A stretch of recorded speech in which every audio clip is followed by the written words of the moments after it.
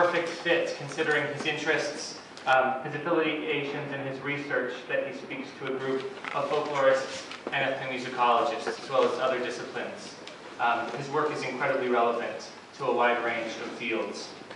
As many of you may know, he's published books including Early Down Home Blues, Powerhouse of God, which was also created as a film and an audio recording, Old Time Kentucky Fiddle Tunes, and the edited volume Worlds of Music, which is responsible for, among other things, introducing legions of undergraduates to the sounds of Ghanaian postal workers canceling stamps. Obviously, some of you know what I'm talking about. Those of you who don't, find the clip. It's mesmerizing. Dr. Titon was the editor of the journal Ethnomusicology from 1990 to 1995. He's also a fellow of the American Folklore Society. His current projects include ongoing field work with Old Regular Baptists that he began in Powerhouse of God, and he's continuing that work in Eastern Kentucky.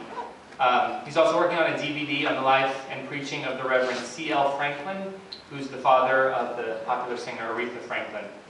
For the past 3 years, he has authored the blog titled Sustainable Music, which is sustainablemusic.blogspot.com, which is certainly engaging and pretty required reading for our times and our discipline. Without further ado, I'll introduce you to Dr. Jeff Todd Titon. Thank you.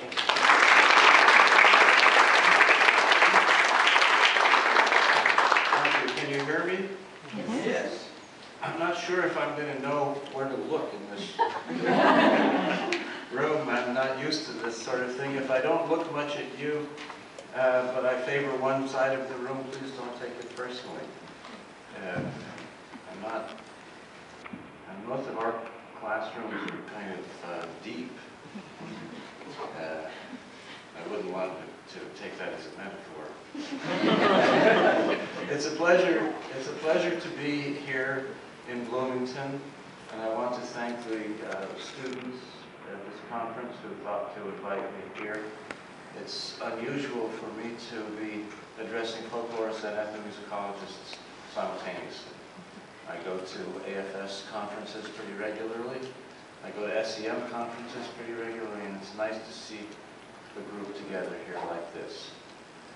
I've been speaking quite a bit this semester about music and sustainability, but I thought that I would speak only indirectly to that to you because the theme of your conference is mediation, and I thought I would try to address that in some way.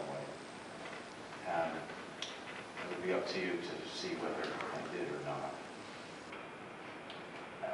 In the world of fieldwork grounded ethnographic production, characteristic of research in folklore, ethnomusicology, and cultural anthropology, the researcher mediates in several ways, between theory and practice, between research and teaching, and between the discourses of the university world and public culture. This mediator may be understood as a translator.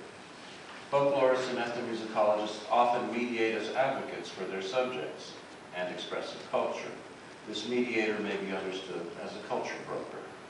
We also mediate in mysterious other ways, inner ways, as our roles and identities or our subject positions are transformed by our research.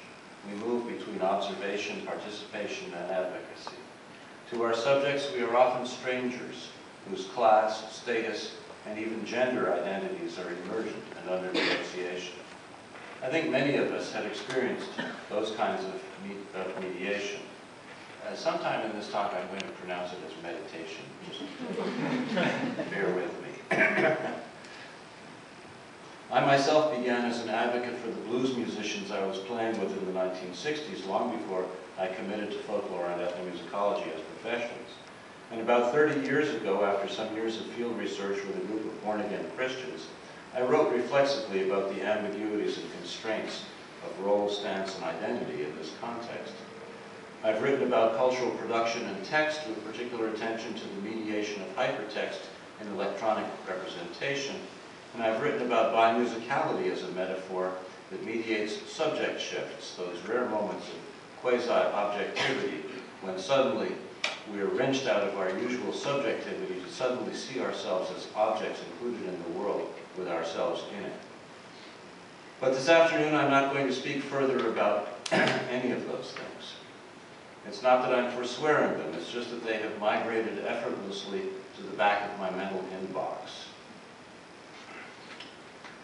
For my current interests lie in music and sustainability, and my continuing writings and research blog on that subject form the context for this particular conference keynote address. In public discourse within North America, mediation is not normally associated with any of the meanings folklorists and ethnomusicologists wrestle with when reflecting on what it is that we're doing. Instead, mediation arises in the context of divorce law and diplomacy, when the term is used to mean an attempt to find a compromise, common ground, a middle ground between two or more conflicting points of view. In my explorations of music and sustainability thus far, I have worked with this and a related concept, complementarity, to find common ground in two areas. First, I found common ground in the conflicting sustainability discourses surrounding economics and ecology.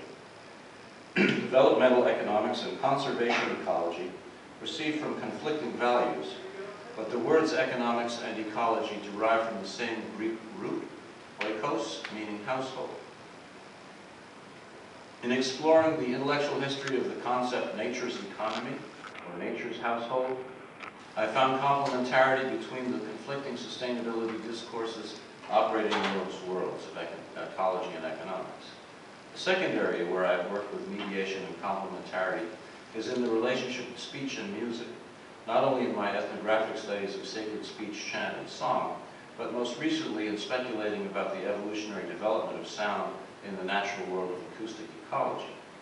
Questions about the meanings of music now seem to me empty without considering them as embedded in the development of sound communication and the evolution of species on this planet, whether the well-known songs of birds, whales, and dolphins, or the little understood sound communication among insects.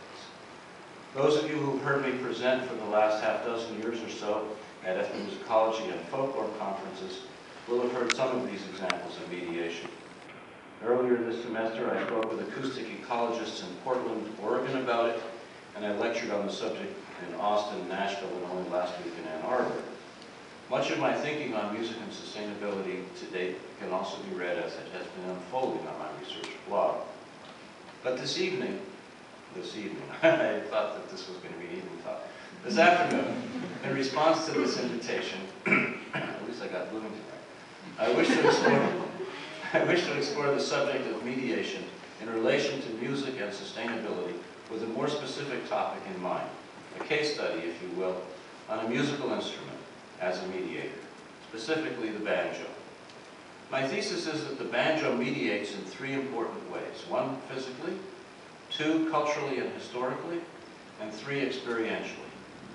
The banjo is a mediator by virtue of its physical construction and relation to other instruments.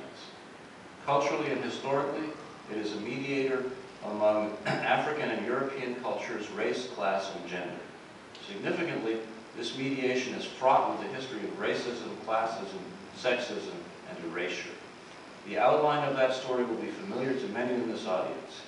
As part of the history of minstrelsy, the attempted class and gender elevation of the banjo in the late 19th century, its subordination to the guitar and other instruments in jug bands, ragtime, and jazz in the 20th century, its resurgence in the old-time and bluegrass musical revivals beginning in the mid-20th century, and its reclamation by African Americans and Africans in the contemporary string band music of groups such as the Carolina Chocolate Drops and the Ebony Hillbillies, the Black Banjo Gathering, and the vigorous current historical exploration of its African roots and connections. The banjo is also a mediator experientially. In its role in the old-time string band, the banjo is a melodic and rhythmic mediator, as the banjo player attempts to interact with the fiddler and guitarist in a musical way that is constructive, integrative, and creative, not merely expressive. It is this constructive, integrative, and creative aspect of the expressive culture of music which I locate at the center of its sustainability and at the heart of music's role in the sustainability of life on planet